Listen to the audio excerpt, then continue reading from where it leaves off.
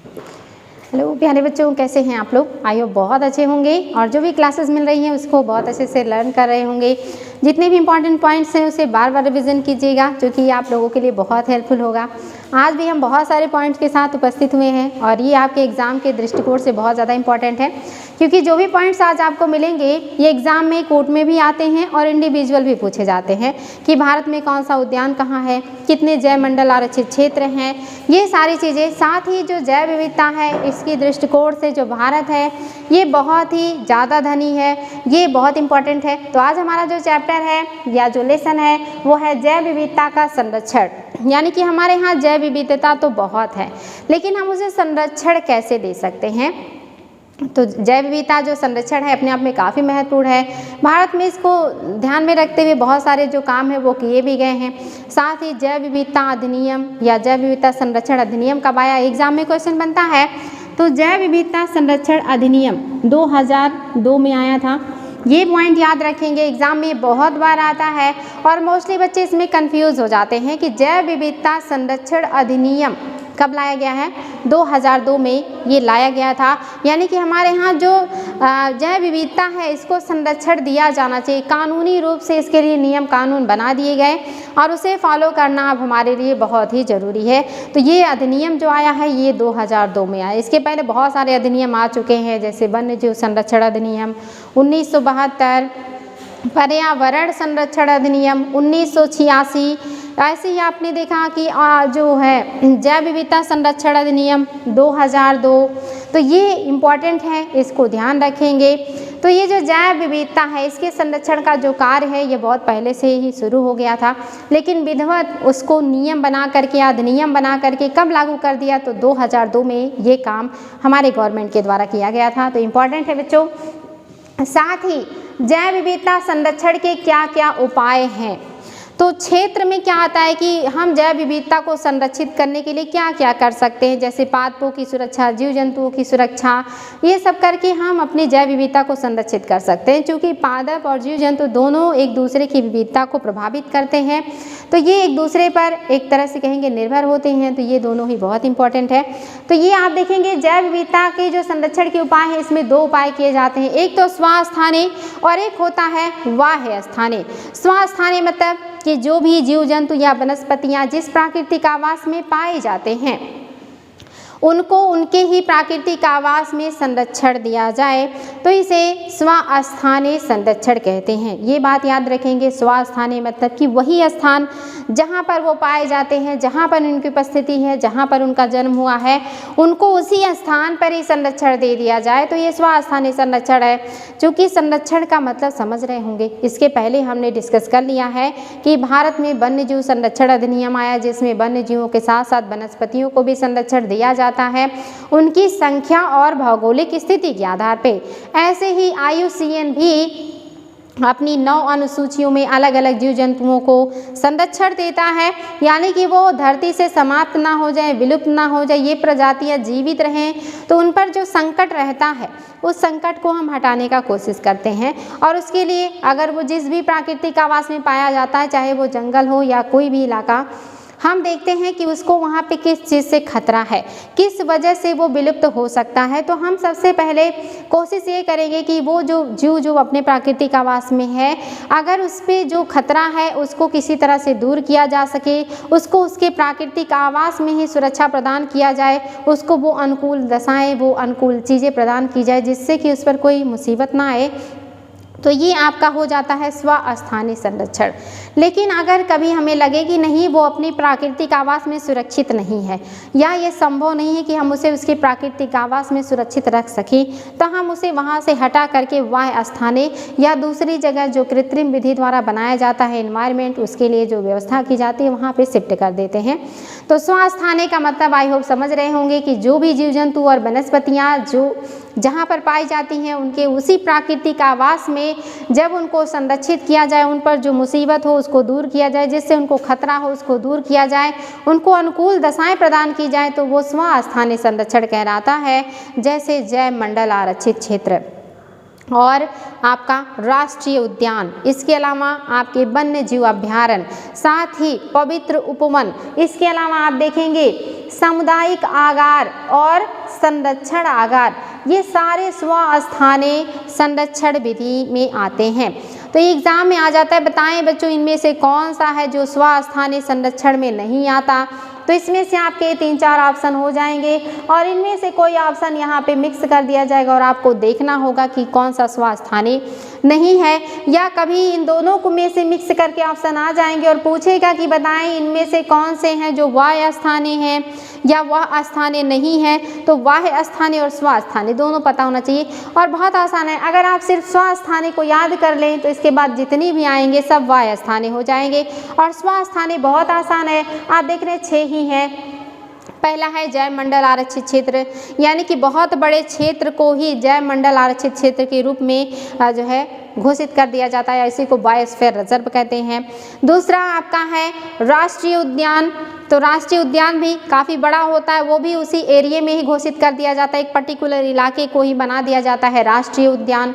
दूसरा या तीसरा है आपका जो है अभ्यारण्य है, वन्य जीव अभ्यारण्य, यानी कि कोई इलाका उसको अभ्यारण्य घोषित कर दिया जाता है और वहाँ पर अभ्यारण्य जो होते हैं ये पर्टिकुलर किसी एक जीव को संरक्षित करने के लिए किया जाता है, यानी कि वहाँ पर मोस्टली एक जीव को ध्यान में रख करके अभ्यारण्य बनाए जाते हैं, लेकिन उसके अलावा अन्य जीव भी वहाँ पर होते हैं। लेकिन जो राष्ट्रीय उद्यान होता है ये सभी जीवों के लिए होता है, इसमें कई या कहिए कि विभिन्न तरह के जीव जंतु को संरक्षण दिया जाता है एक साथ। लेकिन जो अभ्यारण्य होता है इसमें पर्टिकुलर एक जीव पर ज़्यादा ध्यान दिया जाता है या स्पेशली एक जीव के लिए बनाया जाता है। तो ये आपके अभ्यारण्य और उद्यान में अंतर होते हैं। तो ये आपके अभ्यारण्य हो, उद्यान हो, जैव मंडल आरक्षित क्षेत्र हो, तीनों स्वस्थानीय हैं। साथ ही पवित्र उपवन, पवित्र उपवन आपके जो होते हैं ये भी स्वस्थानीय है। पवित्र उपवन का क्या मतलब होता है, तो नाम से ही पता चल रहा होगा पवित्र, यानी कि वो हमारे लिए जो है इम्पॉर्टेंट है। जैसे आप देखते हैं कि जो चीज़ें पवित्र होती हैं उनसे उन्हें लोग क्षति नहीं पहुंचाते। जैसे आपने अपने गांव इलाके में या अपने दैनिक जीवन में आपने देखा होगा कि जो आपकी तुलसी का पौधा है उसे लोग मानते हैं कि ये पवित्र है, इस पर देवी देवताओं का निवास होता है, तो उसको लोग नुकसान नहीं पहुंचाते या उसको ज़रूर जल देते हैं। दूसरे आप देखेंगे नीम को भी लोग पवित्र पौधे के रूप में देखते हैं और मानते हैं इस पर जो है देवी का या माता जी का आवास है या निवास है, तो उसको भी लोग जो है संरक्षित रखते हैं, उसको भी लोग नहीं काटना चाहते। और तीसरा आपका पीपल, इस पर जो है देवी देवताओं के साथ साथ दूसरे जो गलत शक्तियां हैं उनके भी निवास या आवास की बात लोग गांव में करते हैं, तो इसलिए उसको भी लोग नुकसान नहीं पहुंचाते। तो आप अपने आसपास कम से कम इन 3 पौधों को देखे होंगे कि ये पवित्र माने जाते हैं, लोग इनको संरक्षित करते हैं। ऐसे ही पूर्वोत्तर के जो राज्य हैं, यहाँ की जो जनजातियाँ हैं, ये वहाँ की पर्टिकुलर इलाके को या कहिए कि वन जो बागीचे होते हैं, जो उपवन होते हैं, उसी को ये पवित्र मान लेते हैं और इन्हें लगता है कि इस उपवन में, इस बगीचे में, इस वन में देवी या देवता रहते हैं और अगर हम इसके पेड़ को काटेंगे, इसकी टहनियों को काटेंगे या इसे नुकसान पहुँचाएंगे तो हमसे नाराज़ हो जाएंगे और हमारे जीवन में कुछ अशुभ हो जाएगा या गलत हो जाएगा। और इस डर से वो उस उपवन को, उस बाग बगीचे को नुकसान नहीं पहुँचाते, उसकी पूजा करते हैं। उसकी जो पत्तियां, जो टहनियाँ गिर जाती हैं उसी को यूज कर लेते हैं, लेकिन उससे कुछ भी तोड़ते नहीं हैं। तो ये भी क्या हो गया, स्वस्थानीय संरक्षण हो गया, क्योंकि उस उपवन में जो जीव जंतु हैं वो संरक्षित हैं, क्योंकि वहाँ रह रहे हैं तो वहाँ की किसी भी चीज़ को कोई भी नुकसान नहीं पहुँचाता, क्योंकि वो पवित्र माना जाता है। तो ऐसे जो जनजातियाँ हैं वो अपने इलाके में, अपने क्षेत्र में वनों को भी पवित्र उपवन के रूप में रखते हैं और इसमें जीव जंतुओं को संरक्षण दिया जाता है। तो भी आपके स्वस्थानीय में आएंगे। इसके अलावा जो आपका झील है, तो पता है कि झील में जो जीव होंगे तो जो झील में पाए जाएंगे उनको झील में ही संरक्षित कर दिया जाए तो स्वस्थानीय है। लेकिन कभी उनको झील में दिक्कत होने लगे और झील से उनको ले जा करके कहीं दूसरे तालाब या गड्ढे में या एक्वेरियम में रख दीजिए तो आपका क्या हो गया, वो कृत्रिम हो गया। तो झील भी आपके स्वस्थानीय हो गया। साथ ही समुदाय आगार और संरक्षित आगार, आगार मतलब ही वही वन का इलाका जिसको समुदाय या जो लोग हैं उसको संरक्षित रखे, उसको बचा के रखे, उसको नुकसान ना पहुंचाए, ये आपके क्या हो जाएंगे, स्वस्थानीय संरक्षण, क्योंकि वो एक बड़ा इलाका होगा और वहाँ पे जीव जंतुओं को संरक्षण दिया जा सकता है या उनको नुकसान नहीं पहुँचाया जा सकता है। तो ऐसे जो भी होंगे ये आपके स्वस्थानीय में आएंगे। और इनमें जो सबसे बड़ा होता है वो राष्ट्रीय उद्यान होता है, जो सबसे बड़ा होता है वो जैव मंडल आगार होता है, या इसी को आप देखेंगे बायोस्फीयर रिजर्व कहते हैं। ये बहुत बड़े इलाके में होता है, पूरे पर्टिकुलर इलाके को ही बायोस्फीयर रिजर्व घोषित कर दिया जाता है। इसमें एक प्राकृतिक जल स्रोत होता है जिससे सभी जीव अपना पानी वगैरह पीते हैं और यहाँ पे पूरी की पूरी पारिस्थितिकी तंत्र डेवलप होती है। तो जो स्वास्थाने होते हैं ये पर्टिकुलर किसी इलाके को ही संरक्षित दे दिया जाता है, वहाँ के जीव जंतुओं को उसी में संरक्षण दे दिया जाता है, ये स्वास्थाने हैं। वाह्य स्थाने, जब कोई जीव जंतु या वनस्पति अपने प्राकृतिक आवास में सुरक्षित ना हो, उसके ऊपर संकट या खतरा मंडराए तो हम उसे वहाँ से हटा करके दूसरी जगह शिफ्ट कर देते हैं, ये वाह्य स्थानीय संरक्षण कहलाता है। जैसे किसी जीव की संख्या बहुत कम रह गई है और अब उसे जो है इस तरह से हम नहीं छोड़ सकते कि वो पूरी तरह समाप्त हो जाए, तो हम उसको ले जा कर के चिड़ियाघर में या दूसरी जगह संरक्षित करते हैं, उसके प्रजनन करवाते हैं और उसके बीमारियों से और बाकी चीज़ों से सुरक्षा देते हैं ताकि उसकी जो संख्या है ये बची रह जाए। तो ये वाह्य स्थानीय हो जाता है। वाह्य स्थानीय में देखेंगे बच्चों, आपके आ जाएंगे जहाँ पे आपके जो वनस्पतियाँ और बीज वगैरह संरक्षित रखे जाते हैं, जैसे कि बीज बैंक। जैसे कोई वनस्पति की प्रजाति है वो समाप्त होने वाली है, कोई फसल है, कोई फल है समाप्त होने वाला है, तो हम उसके सीड को संरक्षित कर देते हैं कि वो समाप्त ना हो। आपको पता होना चाहिए विश्व में ऐसे जो है बैंक हैं जो बनाए गए हैं, जो अब तक की धरती पे जो प्रजातियां पाई जाती हैं उनके बीज को वहाँ संरक्षित रखा गया है। और ये बहुत ऊंचाई पर है कि अगर कभी धरती समाप्त हो जाए या धरती का बहुत बड़ा हिस्सा समाप्त हो जाए और बीज ही ना मिले, तो ऐसे में उस बीज बैंक में जो बीज है वो सुरक्षित रहे ताकि फिर से हम उस बीज का उपयोग करके कृषि कर सकें और हमें फिर से कोई जो है असुविधा ना हो। या जो फसलें हैं ये धीरे धीरे पुरानी जो देसी फसलें होती थी आप देखेंगे आज वो नहीं होती, यानी कि वो विलुप्त हो चुकी हैं, लेकिन उनकी बीज जो है वो बीज बैंक में रखकर संरक्षित किए गए हैं। अगर उनको वहाँ से फिर से हम चाहें तो ला करके उगा सकते हैं, यानी कि सब लोग नहीं कर सकते, लेकिन बीजों को संरक्षण दिया गया है वो धरती से समाप्त ना हो जाए, इसलिए उनको बीज बैंक में बचा करके रखा जाता है।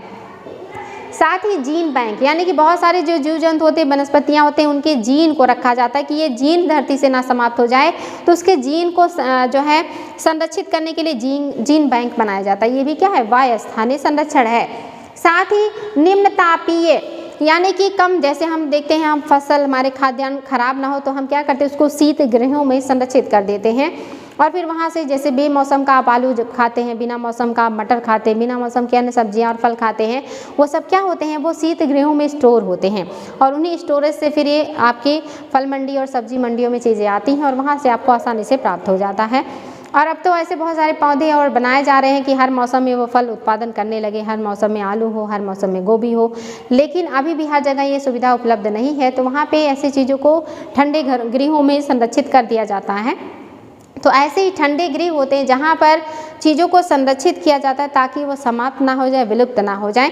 तो ये भी आपके क्या है, वाह्य स्थानीय है, संरक्षण है। साथ ही वनस्पति उद्यान, यानी कि वे वनस्पतियाँ जो अपने प्राकृतिक आवास में सुरक्षित नहीं है, समाप्त हो रही है, तो उनके लिए वनस्पति उद्यान बना करके वहाँ पर उन वनस्पतियों को लगाया जाता है, उनकी प्रजातियों को संरक्षित और सुरक्षित किया जाता है, ये आपके वाह्य स्थानीय में आएंगे। दूसरा आपके वृक्ष उद्यान, यानी कि वे वृक्ष जो प्राकृतिक आवास में समाप्त हो रहे हैं उनको वृक्ष उद्यानों में ले जा करके संरक्षित किया जाता है। ऐसे विश्व के बहुत सारे पौधे हैं जो प्राकृतिक आवास से समाप्त हो रहे हैं, तो उनको ले जा करके वृक्ष उद्यानों में संरक्षण दिया जाता है ताकि वो धरती से समाप्त ना हो जाए, उनकी प्रजातियाँ जो हैं वो धरती पर बनी रहें। जंतु उद्यान, चिड़ियाघर, ये सब क्या है, चिड़ियाघर में आप देखेंगे विभिन्न तरह के जीव जंतु रखे जाते हैं।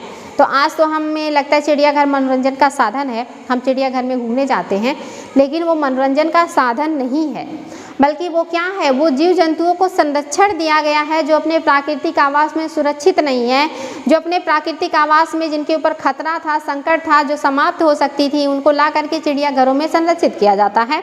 हालांकि आज उसे पर्यटन का हिस्सा बना दिया गया है, लोग जाते हैं घूमने, वहाँ पे जीव जंतुओं को जो जंगल में रहते हैं जिनको लोग नहीं देख पाते, वो चिड़ियाघर में जाके उनको देख लेते हैं। इससे सरकार को इनकम भी हो जाता है, जिससे उनके संरक्षण के काम को और भी अच्छे से किया जाता है। तो इस पे भी ध्यान दिया जाता है कि जो भी लोग आए चिड़ियाघर में वो उससे जीव जंतुओं को दिक्कत ना हो, या वहाँ पे जो खुखार जीव जंतु हैं वो पर्यटकों को नुकसान ना पहुँचाएँ। तो एक पर्यटन का वो जरिया भी बन गया है। आप देखेंगे राष्ट्रीय उद्यानों में भी लोग, अभ्यारण्य में भी पर्यटन के लिए लोग जाते हैं, लेकिन ये पर्यटन का माध्यम हमारे लिए है, रियल में ये क्या है, जीव जंतुओं का वाह्य स्थानीय संरक्षण है ये। तो एग्जाम में कभी क्वेश्चन बने कि स्वस्थानीय संरक्षण और बाह्य स्थानीय संरक्षण कौन है और कौन नहीं है, तो गलती बिल्कुल भी मत कीजिएगा बच्चों, क्योंकि यही जो आपके सामने है ये टोटल आपके स्वस्थानीय हैं, ये टोटल आपके बाह्य स्थानीय हैं। इनमें से कोई भी आप एक याद कर लीजिए तो दूसरा आपको याद करने की ज़रूरत नहीं पड़ेगी, आप बहुत आसानी से एग्जाम में इसको सही कर सकते हैं। तो याद रखेंगे ये सारी चीज़ें। आगे आपका क्या है, भारत में राष्ट्रीय उद्यान। तो आई थिंक ये आपको समझ में आ गया होगा, अगर नहीं आया है तो मैं एक बार और बता दे रही हूँ। मान लीजिए आपके ऊपर खतरा मंडरा रहा है, आप जो है पुलिस से मदद मांग रहे हैं कि या हमारे ऊपर जो है हमारे जान को खतरा है या हम अपने घर में सुरक्षित नहीं है। तो अगर खतरा बहुत ज़्यादा नहीं है तो पुलिस क्या करेगी, 2-4 बॉडीगार्ड आपके घर पे तैनात कर देगी और कहेगी आपको डरने की ज़रूरत नहीं है, आपको कोई नुकसान नहीं पहुंचा पाएगा। तो अगर आपको आपके घर में ही संरक्षण दे दिया गया, सुरक्षा दे दिया गया, तो ये हो गया स्वस्थानीय संरक्षण। लेकिन अगर खतरा आपके ऊपर बहुत ज़्यादा है और किसी ने कहा कि कुछ भी कर लो, तुम्हें आज तुम बचोगे नहीं मुझसे, या मैं गोली से नहीं मार पाऊंगा तो मैं तुम्हारे घर पे बम फेंक दूंगा, तो अब ऐसे में आप क्या करेंगे, आपको लगेगा कि नहीं मैं अपने घर में बिल्कुल सुरक्षित नहीं हूँ, तो आपको आपके घर से हटा के कहीं दूसरी जगह सुरक्षित जगह पे रख दिया जाए, तो ये क्या हो गया, बाह्य स्थानीय संरक्षण हो गया। ऐसे ही जीव जंतु और वनस्पतियों के साथ किया जाता है। चलिए आगे बढ़ते हैं। भारत में राष्ट्रीय उद्यान, ये एग्जाम में बहुत ज़्यादा आता है, आयोग का फेवरेट क्वेश्चन है, चाहे छोटा एग्जाम हो बड़ा एग्जाम हो, यहाँ से क्वेश्चन जरूर बनते हैं, तो इससे आप पीछा नहीं छुड़ा सकते, इसलिए आपको पता होना चाहिए कि कौन सा राष्ट्रीय उद्यान कौन से राज्य में है। तो इम्पॉर्टेंट है बच्चों। तो आपका पहला है जम्मू कश्मीर। जम्मू कश्मीर का दाचीग्राम, मोस्ट इंपॉर्टेंट, एग्जाम में बहुत ज़्यादा आने वाला क्वेश्चन। साथ ही दाचीग्राम के साथ साथ इम्पॉर्टेंट क्या है, कश्मीरी स्टैग या हंगुल, ये एग्जाम में आ जाता है। कश्मीरी स्टैग या हंगुल कौन से राष्ट्रीय उद्यान में पाए जाते हैं या संरक्षित किए जाते हैं, तो एकमात्र जो आपका है जम्मू कश्मीर का दाचीग्राम, ये आ जाता है। दाचीग्राम कौन से राज्य में है, कभी कभी जो है दाचीग्राम को हिमाचल से मैच कर देगा, पूछेगा कौन सा सुमेलित नहीं है, तो ऐसे क्वेश्चन यहाँ से बनते हैं।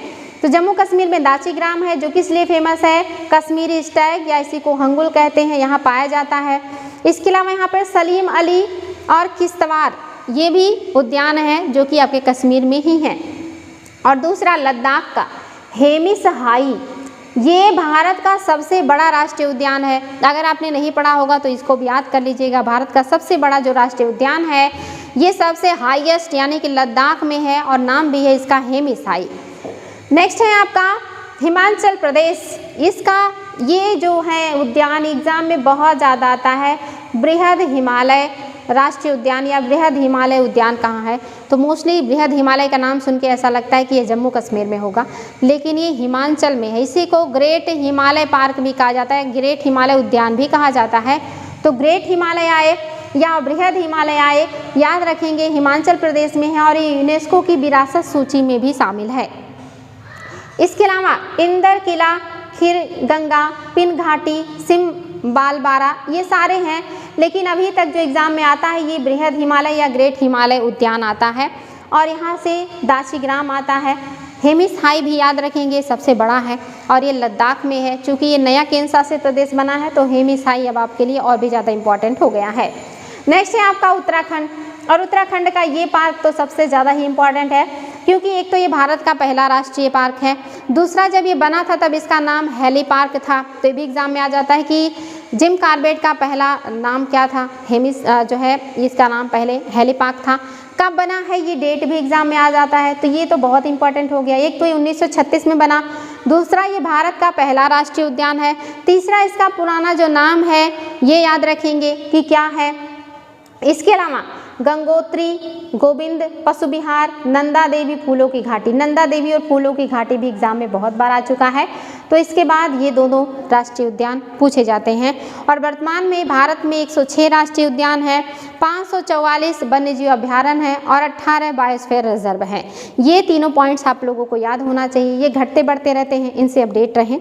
तो ये याद रखेंगे 106 आपके राष्ट्रीय उद्यान है, 544 544 आपके वन्यजीव अभ्यारण्य है और 18 आपके जैव मंडल आरक्षित क्षेत्र हैं। हम इन्हें आगे बताएंगे और भी अच्छे से। तो यहाँ पे आपने देखा कि ये आपके 3 जो राष्ट्रीय उद्यान हैं जो उत्तराखंड के हैं, ये बहुत ही इंपॉर्टेंट है, एग्जाम में आते हैं। नेक्स्ट है आपका राजा जी, ये भी आपका मोस्ट इंपॉर्टेंट है और ये आता है कि कहाँ है, यानी कि किस राज्य में है। दूसरा, ये किन जीवों के संरक्षण के लिए जाना जाता है, तो आपका बाघ, तेंदुआ और हाथी, ये तीनों जीवों का संरक्षण यहाँ पर किया गया। मैंने आपको बताया था उद्यान में कई जीवों को संरक्षण दिया जाता है। राष्ट्रीय अभयारण्य 2 या 2 से अधिक या 1 जीवों के लिए संरक्षण भी हो सकता है, यानी कि यहाँ पे एक जीव को ज़्यादा संरक्षण दिया जाएगा, साथ में अन्य जीव भी हो सकते हैं। जैसे मानस 1 सींग वाले गैंडे के लिए जाना जाता है, यानी कि 1 सींग वाले गैंडे को वहाँ ज़्यादा जो है वरीयता दी जाती है, अन्य भी हैं। आगे है आपका हरियाणा, और हरियाणा का सुल्तानपुर एग्जाम में बहुत ज़्यादा आता है, ये याद रखेंगे। सुल्तानपुर और कलेसर, ये दोनों आपके हरियाणा के राष्ट्रीय उद्यान हैं। इसके अलावा तमिलनाडु का इंदिरा गांधी, साथ ही मुदुमलाई, इसी को अन्नामलाई भी कहते हैं, मुदुमलाई और मुकुर्थी और मन्नार का जो मरीन पार्क है या जो मरीन उद्यान है, ये भी एग्जाम में बहुत ज़्यादा आता है, तो याद रखेंगे मुकुर्थी, मन्नार और जो इंदिरा गांधी है जिसको अन्नामलाई के नाम से जानते हैं, ये सारे जो राष्ट्रीय उद्यान हैं आपके तमिलनाडु में पाए जाते हैं। नेक्स्ट है आपके राजस्थान का केवलादेव, ये तो मोस्ट इम्पॉर्टेंट है क्योंकि ये इसके जो है कई क्वेश्चन बनते हैं। पहला तो ये किस राज्य में है, दूसरा इसका एक और नाम क्या है, घाना पक्षी विहार, तीसरा पक्षियों का स्वर्ग किसे कहा जाता है, केवलादेव राष्ट्रीय उद्यान को कहा जाता है। साइबेरियन सारस कौन से राष्ट्रीय उद्यान में देखने को मिलते हैं, केवलादेव राष्ट्रीय उद्यान में देखने को मिलते हैं। इस तरह से यहाँ से आप देखेंगे बहुत ज़्यादा क्वेश्चन बनता है। तो ये जो साइबेरियन क्रेन है यही है जो कि एकमात्र इसमें देखने को मिलता है, इसी को पक्षियों का स्वर्ग कहा जाता है, इम्पॉर्टेंट है। नेक्स्ट है इसी में आपका रणथंभौर है, सरिस्का भी कई बार एग्जाम में आ चुका है, और मुकुंदरा हिल इन दिनों चर्चा में है, न्यूज़ में है, तो इसको भी याद रखेंगे। मुकुंदरा हिल और जो आपका सरिस्का है, साथ ही केवलादेव है या इसी को केवलादेव घाना पक्षी विहार भी कहते हैं, याद रखेंगे। ये सारे आपके राजस्थान में हैं।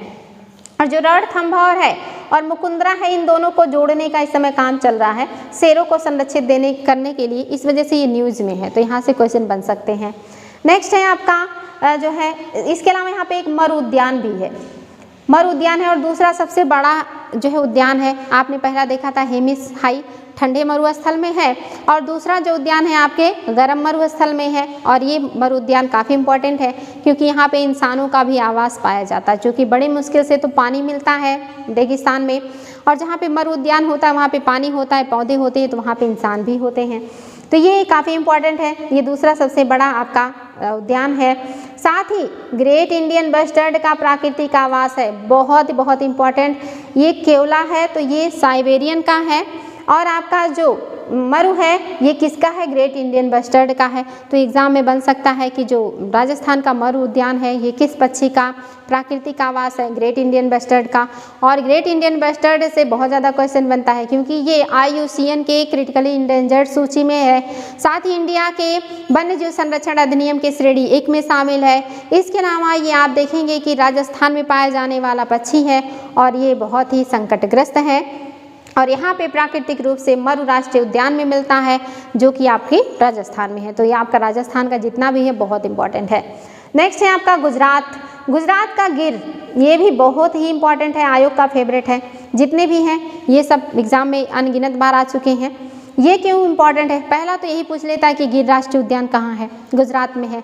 क्यों फेमस है, तो ये जो है आपका एशियाई शेर के लिए, पूरे एशिया में एकमात्र गुजरात का गिर का उद्यान है जहाँ पर एशियाई शेर देखने को मिलते हैं, इसीलिए अपने आप में हमेशा आयोग का फेवरेट बन जाता है। तो याद रखेंगे एशियाई शेरों की वजह से गिर राष्ट्रीय उद्यान बहुत इंपॉर्टेंट है जो कि गुजरात में है। इसके अलावा यहाँ पे मरीन भी है, मरीन मतलब जानते हैं कि जो जल क्षेत्रों में जलीय जीवों को संरक्षित करने के लिए बनाया जाता है उसे मरीन कहते हैं। तो यहाँ पे मरीन भी है जो कि कच्छ खाड़ी में है। साथ ही आप देखेंगे यहाँ पर ब्लैक बक और बस्ता, ये जो जीव हैं ये भी यहाँ पे पाए जाते हैं, ब्लैक बक यहाँ पे बड़े पैमाने पे आते हैं, तो इम्पॉर्टेंट है। नेक्स्ट है आपका महाराष्ट्र में है आपका संजय गांधी राष्ट्रीय उद्यान, जिसे बोरी बली भी कहा जाता है। यहाँ पे पेंच भी है, पेंच एग्जाम में कई बार आ चुका है। तादोबा है, और इसके अलावा आप यहाँ देखेंगे ये इरेज हो गया है बच्चों, ये बहुत ज़्यादा इंपॉर्टेंट भी नहीं है तो इसको छोड़ ही देते हैं, ये इंपॉर्टेंट नहीं है। इंपॉर्टेंट क्या है, पेंच है आपका, और पेंच के अलावा संजय गांधी है, ये इंपॉर्टेंट है। नवेगांव और चंदौली भी है, ये एग्जाम में अभी तक नहीं आया है लेकिन एक निगाह से इसको देख लीजिएगा।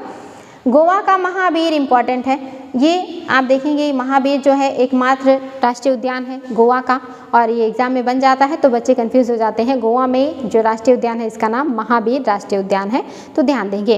अन्य भी राष्ट्रीय उद्यान को देख लेते हैं जो कि आपके लिए इम्पॉर्टेंट है। कर्नाटक का तो आप देखेंगे कई उद्यान है जो इम्पॉर्टेंट है, जिसमें आप देखेंगे बांदीपुर, ये तो बहुत ही ज़्यादा एग्जाम में आता है जो आपका बांदीपुर है, और ये रेड हेडेड वल्चर्स के लिए इम्पॉर्टेंट है। रेड कलर के जो सिर वाले वल्चर होते हैं वो यहाँ पे पाए जाते हैं। इसके अलावा देखेंगे बृहद बाइसन, यानी कि बड़े आकार के जो भैंसे होते हैं, यानी कि जो भैंसे की प्रजाति होती है इसे बाइसन कहते हैं, ये भी पाए जाते हैं। साथ ही भारतीय हाथी और चीतल भी यहाँ मिलते हैं। राजीव गांधी यहाँ पर है, इसी को नागरहोल उद्यान के नाम से भी जानते हैं, ये भी इम्पॉर्टेंट है। साथ ही यहाँ का कुंद्रेमुख, ये बहुत ज़्यादा आता है, कुंद्रेमुख इम्पॉर्टेंट है। ये जो बनेर घट्टा है ये भी याद रखेंगे, ये तितलियों का राष्ट्रीय उद्यान है। भारत में एकमात्र तितलियों का राष्ट्रीय उद्यान बनेर घट्टा है, ये बहुत ज़्यादा इंपॉर्टेंट है, इसलिए एग्जाम में क्वेश्चन बनता है। साथ ही अंसी राष्ट्रीय उद्यान भी आपके कर्नाटक में है, तो कर्नाटक का कुंद्रेमुख, और इसके अलावा आप देखेंगे बांदीपुर, ये बहुत ज़्यादा आता है, लेकिन बनेर घट्टा भी पूछ चुका है और अंसी भी पूछ चुका है, तो ये भी ध्यान देंगे। नेक्स्ट है आपका केरल, केरल में है अनामुडी, इसके अलावा सोला, इराविकुलम, और आपका है जो है मथिकेट्टम सोला, और पंबाडुम सोला, साइलेंट वैली। यहाँ का साइलेंट वैली ज़्यादा एग्जाम में आता है, तो साइलेंट वैली को सीरियसली देख लीजिएगा, और बाकियों को एक नज़र ज़रूर देख लीजिएगा कि यहाँ पे और कौन कौन सा, इराविकुलम भी इम्पॉर्टेंट है।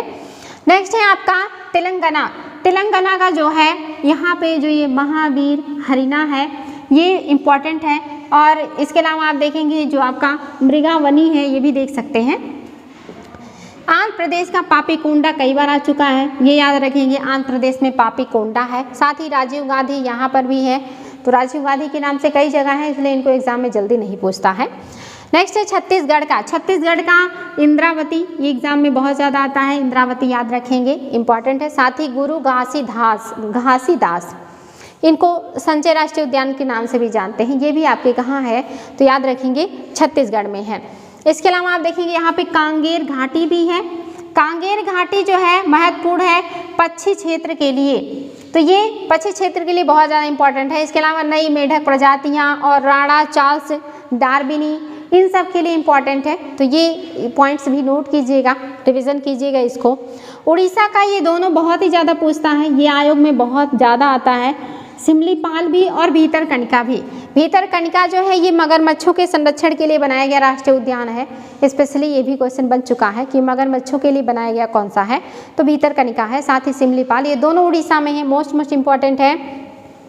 पश्चिम बंगाल का अभी तक जो एग्जाम में आया है वो बुक्सा और सुंदरबन, चूँकि सुंदरबन से सबको पता चल जाता है कि पश्चिम बंगाल में होगा, तो ये रटना नहीं पड़ता, और ये आयोग इसलिए इसको अब कम लेने लगा है, ज़्यादातर ये बुक्सा को उठाता है, और ये बुक्सा जो है ये बंगाल के जो उत्तरी इलाका है यहाँ पे है, तो इसलिए बहुत इंपॉर्टेंट है, बुक्सा बंगाल में है, इंपॉर्टेंट बच्चों ध्यान दीजिएगा इसको। इसके अलावा जल्दापारा भी इम्पॉर्टेंट है, जल्दापारा क्या है, एक सिंग वाले गैंडे के लिए इम्पॉर्टेंट है, ये भी आपके पश्चिम बंगाल में है, जल्दापारा और बुक्सा बहुत इंपॉर्टेंट है। नेक्स्ट है त्रिपुरा, त्रिपुरा में आप देखेंगे, त्रिपुरा में क्लाउडेड लेपर्ड और बाइसन, ये इम्पॉर्टेंट है यहाँ के लिए, ध्यान देंगे।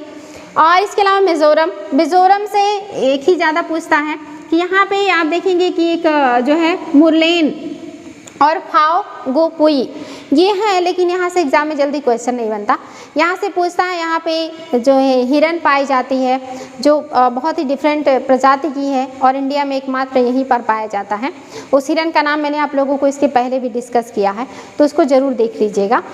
इसके अलावा आप देखेंगे मणिपुर, आपका जो मणिपुर है ये भी इम्पॉर्टेंट है। केबुल लामजाओ यहाँ पे राष्ट्रीय उद्यान है, और इंडिया ही नहीं विश्व का एकमात्र तैरता हुआ राष्ट्रीय उद्यान है, ये बात भी याद रखेंगे कि इंडिया ही नहीं पूरे विश्व में एकमात्र राष्ट्रीय उद्यान जो तैरता हुआ, जो फ्लोइंग है, ये आपके कहाँ है, मणिपुर में है। नाम क्या है, केबुल लामजाओ, कौन से झील में है, लोकटक झील में है। और ये नागालैंड का नतांग की, ये भी एग्जाम में कई बार आ चुका है। अरुणाचल प्रदेश में है नामदफा और माउलिंग, नामदफा भी एग्जाम में कई बार आ चुका है, नामदफा याद रखेंगे, अरुणाचल में है। झारखंड का बेतला तो एग्जाम में अनगिनत बार आ चुका है, तो तो यहाँ पे क्या पाए जाते हैं, बाघ पाए जाते हैं, स्लोथ भालू पाए जाते हैं, मोर, हाथी, सांभर, ये सारे पाए जाते हैं। तो इम्पॉर्टेंट है ये आपके स्लोथ भालू हैं। एक जीव होता है जिसका नाम सिर्फ स्लोथ होता है, वो भालू जैसे दिखता है लेकिन वो भालू नहीं होता, वो पेड़ पे रहता है और उससे भी एग्जाम में क्वेश्चन बनते हैं कि स्लोथ के बारे में। ये इसका उम्र जो होता है 40 वर्ष होता है, ये मैक्सिमम 40 वर्ष तक जीता है। भालू जैसी संरचना होती है और ये पेड़ पर उल्टा लटक के सोता है और ये 24 घंटे में 17 घंटे सोता रहता है, बहुत ही आलसी जीव है। और ये हफ्ते में सिर्फ एक बार शौच के लिए ज़मीन पे आता है, ये हफ्ते भर वैसे ही लटके रहते हैं और बहुत ज़्यादा सोते हैं। इतने आलसी होते हैं कि ये अपने पूरे जीवन काल में सिर्फ 6 से 7 या 8 पेड़ ही बदलते हैं और ये उसी पौधे पेड़ की पत्तियों को खा जाएंगे और खा करके उसी पे उल्टा लटक के सोते हैं। जब उसकी पत्ती ख़त्म हो जाएगी तब जा कर के दूसरे पेड़ पे जाते हैं। ये अपनी 40 साल की उम्र में सिर्फ 7 से 8 पेड़ बदलते हैं और हफ्ते में 1 दिन शौच करते हैं और 17 घंटे सोते हैं। तो ये इंपॉर्टेंट है बच्चों, जो आपका स्लोथ है, ये स्लोथ एक जीव है, पेड़ पे रहने वाला जीव है, चमगादड़ जैसे। नेक्स्ट है उत्तर प्रदेश का दुधवा राष्ट्रीय उद्यान। उत्तर प्रदेश का एकमात्र इकलौता राष्ट्रीय उद्यान है दुधवा राष्ट्रीय उद्यान, जो कि यूपी में पाया जाता है। नेक्स्ट है मध्य प्रदेश, सबसे ज़्यादा उद्यान यहीं पे मिलते हैं और इसे टाइगर स्टेट भी कहा जाता है। सबसे ज़्यादा टाइगर की संख्या है यहाँ पर, तो इसलिए बहुत इंपॉर्टेंट है। मैंने आपको बताया भी था टोटल हमारे यहाँ टाइगर जो है 2967 हो चुके हैं, जिनमें से एमपी में ही 526 हैं, कर्नाटक में 524 है, उत्तराखंड में 442 है, महाराष्ट्र में चौथे नंबर पे आता है। तो इम्पॉर्टेंट है आपका एमपी का बांधवगढ़, सबसे अधिक बाघों की संख्या, लेकिन कैसी जनसंख्या मतलब है, तो संख्या भी है, साथ ही सफ़ेद शेर भी यहाँ मिलते हैं। यानी कि दोनों बात, अगर पूछे सबसे ज़्यादा बाघों की संख्या कहाँ है, एमपी में है, इसीलिए इसे टाइगर स्टेट कहा जाता है। दूसरा, वाइट टाइगर कहाँ पाए जाते हैं, एमपी में पाए जाते हैं। और वाइट टाइगर कोई अलग प्रजाति नहीं है, जैसे हमारे शरीर में जब मिलानिन अधिक हो जाते हैं तो हम ब्लैक हो जाते हैं, मिलानिन जिसके कम वो गोरा हो गया, ऐसे ही बाघ भी हैं, उनके भी शरीर में जब ऐसे पदार्थों की कमी हो जाती है तो वाइट हो जाते हैं। तो जो वाइट टाइगर हैं ये एमपी में पाए जाते हैं, याद रखेंगे। साथ ही बांधवगढ़ के अलावा यहाँ पन्ना भी है, संजय उद्यान भी है, सतपुड़ा उद्यान है, इसके अलावा वन विहार उद्यान है, इंदिरा प्रदर्शनी है, पेंच है, ये सारे हैं, कान्हा है। लेकिन यहाँ से पूछा जाता है पन्ना, कान्हा और बांधवगढ़, यही 3 बार आते हैं। और ये सतपुड़ा भी आप ध्यान दे सकते हैं, हालांकि सतपुड़ा आएगा तो आप अपने आप जान जाएंगे कि एमपी का है। ये नाम थोड़े से अलग हैं, कान्हा, पन्ना और आपका बांधवगढ़, ये बहुत इंपॉर्टेंट, ध्यान देंगे इसको। बिहार का ये जो है इकलौता राष्ट्रीय उद्यान, ये भी एग्जाम में बहुत ज़्यादा आता है क्योंकि इकलौता है, जैसे यूपी का दुधवा है ऐसे बिहार का वाल्मीकि है, तो ये भी एग्जाम में बहुत ज़्यादा आता है बच्चों, इसको ध्यान देंगे। असम का जो डिब्रू है ये आता है, डिब्रू जो है साइखोवा, इंपॉर्टेंट है एग्जाम में, ये भी बहुत ज़्यादा आता है साइखोवा। इसके अलावा आप देखेंगे ओरांग भी एग्जाम में आ चुका है, ओरांग, दिहांग भी है, पटकाई भी है, नमेरी भी है, राजीव गांधी भी है। तो राजीव गांधी से इतने ज़्यादा हैं संजय गांधी के नाम से, तो इनको एग्ज़ाम में नहीं पूछता, लेकिन ये डिब्रू सैखवा। इसके अलावा आप देखेंगे कि यहाँ पे ये जो काजीरंगा और मानस है, ये दोनों भी बहुत ज़्यादा एग्जाम में आता है क्योंकि ये बहुत ज़्यादा इंपॉर्टेंट है। जो काजीरंगा है, एक सिंग वाले गैंडों को यहाँ पे संरक्षण बड़े पैमाने पे दिया गया, हालांकि अन्य जीव भी हैं यहाँ पे, हाथी वगैरह भी हैं। और ये जो आपका मानस है, ये जंगली भैंसा के लिए ज़्यादा इसको संरक्षण दिया गया और अन्य जीव भी यहाँ पे पाए जाते हैं। तो यहाँ पे बहुत ज़्यादा है, डिब्रू सैखवा, काजीरंगा, मानस सबसे ज़्यादा इंपॉर्टेंट है, साथ में ओरांग, नमेरी और देहांग, पटकाई भी याद रखेंगे। नेक्स्ट है आपका सिक्किम, और सिक्किम का जो कंचनजंगा है ये तो मोस्ट इम्पॉर्टेंट है, क्योंकि ये जो है यूनेस्को की विश्व विरासत सूची में शामिल है। ये भी एग्जाम में बन जाता है कि भारत का कौन सा राष्ट्रीय उद्यान है जो विश्व विरासत सूची में शामिल है, तो मोस्टली आपको ऑप्शन में कंचनजंगा जरूर मिल जाता है। और इसके अलावा यहाँ पे बालाफ करम भी है, जो रेड पांडा और जंगली और जलीय भैंसों के लिए भी जाना जाता है, इंपॉर्टेंट है। मेघालय का नोकरेक एग्जाम में बहुत ज़्यादा आता है, नोकरेक, यहाँ पे भौंकने वाले हिरन पाए जाते हैं, साथ ही गौर पाए जाते हैं, तो ये भी एग्जाम में आता है कि भौंकने वाले हिरन कहाँ मिलते हैं, तो ये आपकी नोकरेक राष्ट्रीय उद्यान में मिलते हैं जो कि मेघालय में है। इसके अलावा अंडमान निकोबार द्वीप समूह, ये आप लिए इम्पॉर्टेंट है, यहाँ पे है कैंप बेल खाड़ी और गालाथिया खाड़ी, महात्मा गांधी मरीन, ये महात्मा गांधी मरीन एग्जाम में आ चुका है, महात्मा गांधी जो मरीन है ये अंडमान निकोबार में है। इसके अलावा यहाँ पे उत्तरी बटन द्वीप उद्यान है और साउथ बटन द्वीप उद्यान है। साउथ बटन इम्पॉर्टेंट है क्योंकि ये भारत का सबसे छोटा राष्ट्रीय उद्यान है। तो बहुत आसान है, जो सबसे छोटा है वो सबसे नीचे है और जो सबसे बड़ा है वो सबसे ऊपर है। तो जो सबसे बड़ा है वो हाई हेमिस है, जो कि आपकी हेमिस आई है, लद्दाख में है। और जो सबसे छोटा है वो साउथ बटन है, जो कि कहाँ पे है, अंडमान में है या अंडमान निकोबार में है। तो ये एग्ज़ाम में अगर बने तो इसको याद रखेंगे। तो 3-4 चीज़ें याद रखें बच्चों। एक तो आपके जो राष्ट्रीय उद्यान हैं, राष्ट्रीय उद्यान, उनकी संख्या आपकी 106 है, ये आपको याद होना चाहिए। दूसरा आपके जो राष्ट्रीय अभयारण्य हैं, राष्ट्रीय अभयारण्य, ये आपके 544 हैं। और जो आपके बायोस्फीयर रिजर्व हैं ये मात्र 18 हैं। 18 में से बायोस्फीयर रिजर्व 12 आपके जो है यूनेस्को की सूची में शामिल हैं। तो ये सारे इंपॉर्टेंट तथ्य हैं। आज का जो क्लास है आपके लिए बहुत ही ज़्यादा इम्पॉर्टेंट है, क्योंकि यहाँ से हर राज्य के जो है उद्यान एग्ज़ाम में पूछे जाते हैं। तो आप चाहे वनडे एग्ज़ाम की तैयारी कर रहे हो या किसी बड़े एग्ज़ाम की तैयारी कर रहे हो, आज की क्लास को थोड़ा ज़्यादा रिवीजन कीजिएगा, क्योंकि आज तथ्य बहुत ज़्यादा हैं जो एग्ज़ाम में बार बार आते हैं और इनको याद करने का यही तरीका है कि आप उसको रिवीजन करें। उनसे रिलेटेड जो भी पॉइंट्स मैंने आपको बताया उसको भी आप ध्यान रखेंगे। तो आज के लिए इतना ही बच्चों, कल हम फिर नए टॉपिक के साथ मिलेंगे। Thank you.